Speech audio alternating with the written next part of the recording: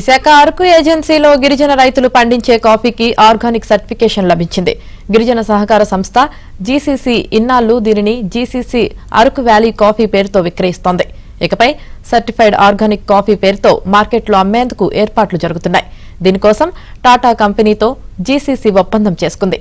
తద్వారా అంతర్జాతీయ మార్కెట్లో అడుగు పెట్టడానికి సన్నాహాలు చేస్తోంది.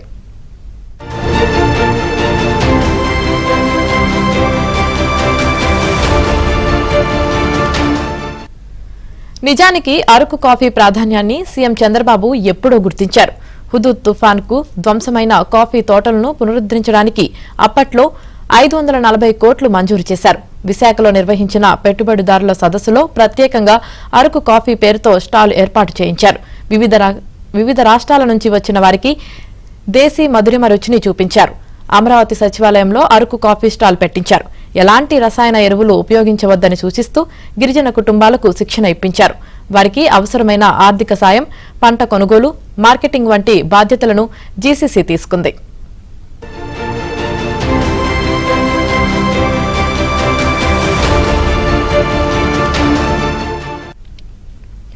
పూర్తిగా సేంద్రియ పంట అయినప్పటికీ agriculture and processed food productions exports development authority APEDA ధృవీకరిస్తే తప్ప ఆర్గానిక్ సర్టిఫికేషన్ రాదు. రైతులు కాఫీ పండించే విధానాన్ని అన్ని దశల్లో 3 ఏళ్లు వరుసగా పరిశీలించి సంతృప్తి చెందితే తప్ప అపెడా సర్టిఫికేట్ ఇవ్వదు. దీనికి జీసీసీ అధికారులు నిత్యం రైతులను ప్రోత్సహిస్తూ కాఫీని సాగు చేయించారు. దీనికోసం మరో 70 లక్షలు వెచ్చించారు.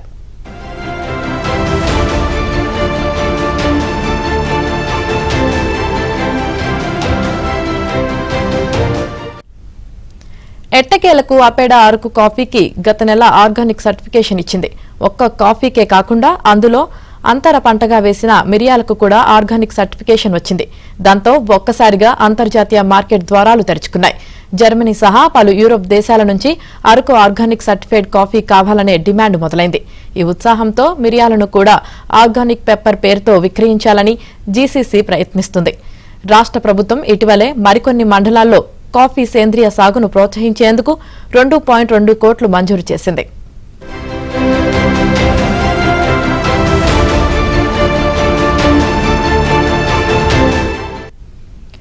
ఏజెన్సీల్లోని అన్ని మండలాల్లోనూ రైతులు కాఫీని పండిస్తున్నారు. సేంద్రియ విధానంలో పండించిన కాఫీ 200 టన్నుల వరకు ఉంటుంది. 10 ఏళ్ల క్రితం అరబికా పార్చ్మెంట్ కాఫీకి కిలోకు 90 మాత్రమే దళారులు ఇచ్చేవారు. జీసీసీ కాఫీని సేకరించడం ప్రారంభించిన తరువాత కిలోకు 450 ఇస్తోంది. విశాఖ ఏజెన్సీ శ్రీకాకుళం జిల్లా సీతంపేటలోనూ పసుపు పండుతుంది.